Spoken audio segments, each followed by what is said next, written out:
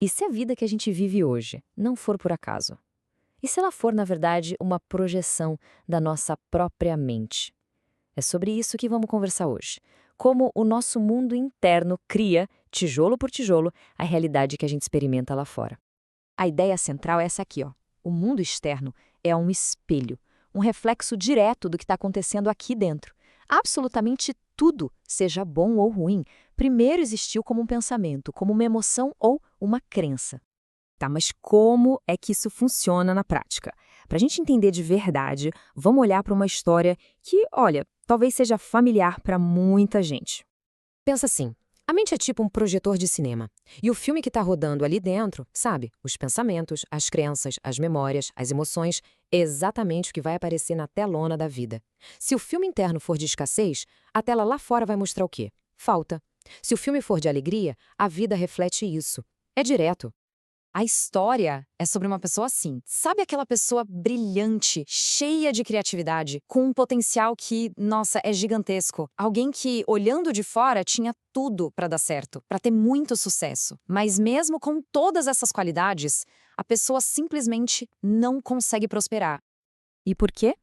A resposta está lá atrás, em traumas do passado que acabaram criando um monte de crenças que limitam. Para essa pessoa, por exemplo, dinheiro é algo sujo, é negativo. E vender o próprio trabalho, isso é quase como enganar os outros. Essa programação interna acaba, claro, afastando qualquer prosperidade.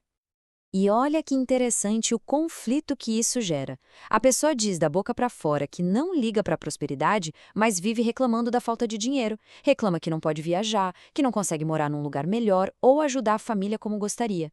Ou seja, o que se fala não bate com o que se sente.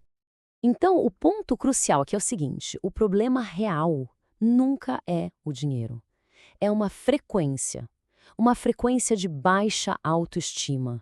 No fundo, todo problema de prosperidade é um problema de autoestima. É um sentimento de não merecimento, de não se achar capaz. E olha, essa ideia de que a nossa vibração interna cria a realidade externa não é nenhuma novidade, viu? Vamos ver como isso, na verdade, é uma sabedoria que existe há milênios. Isso aqui não é uma modinha da nova era. É uma verdade filosófica que atravessa o tempo. A gente vê isso lá com Lao Tse na China antiga, falando sobre o fluxo do Tao, e vê também com o filósofo Plotino, há quase 2000 anos. Plotino, por exemplo, ensinava que somos como rios que nascem de uma única e grande fonte. O que isso quer dizer? Que criar não é algo que a gente precisa conquistar ou merecer, já é a nossa essência. Ser um criador é a nossa natureza. O problema, então, não é uma desconexão. O problema é que a gente esqueceu.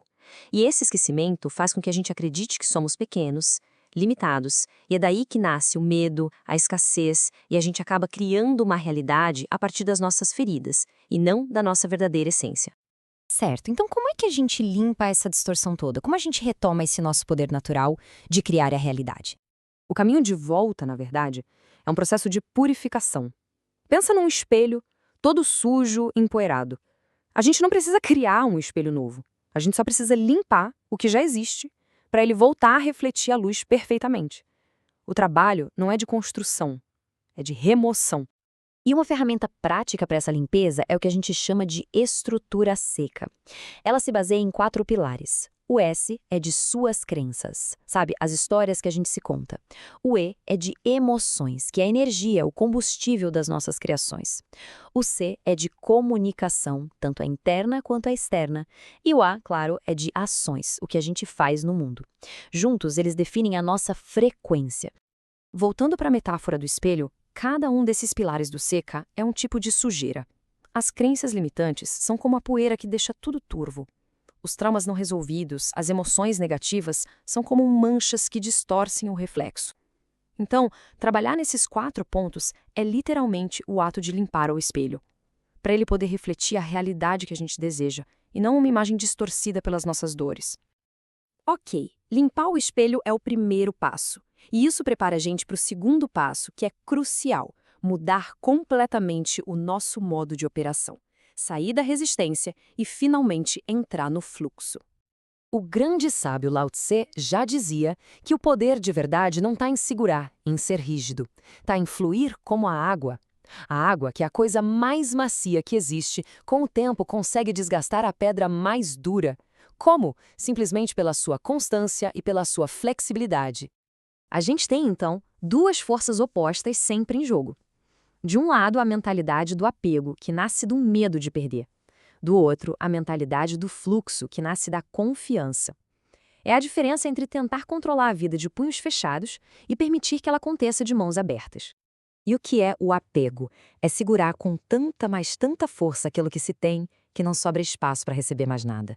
É viver de punhos cerrados, com medo de que, se soltar, nunca mais vai ter de novo. Só que a regra do universo é justamente o contrário. Se solta, volta. Se apega, perde. Para a gente amarrar tudo isso, vamos usar uma última metáfora, que é muito poderosa para pensar a vida. Pensa num rio, porque ele está sempre cheio, porque ele deixa a água passar, ele não tenta segurar. Se um rio tentasse reter a água, ele deixaria de ser um rio e viraria o quê? Um pântano, água parada, estagnada.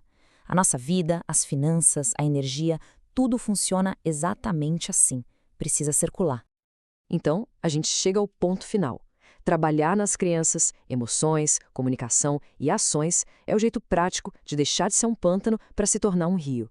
É o trabalho interno de aprender a abrir as mãos, a soltar o que precisa ir embora para que o novo tenha espaço para chegar.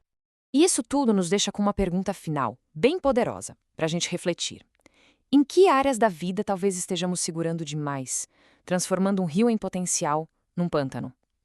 A escolha entre ser rio ou pântano, ela é feita a cada momento.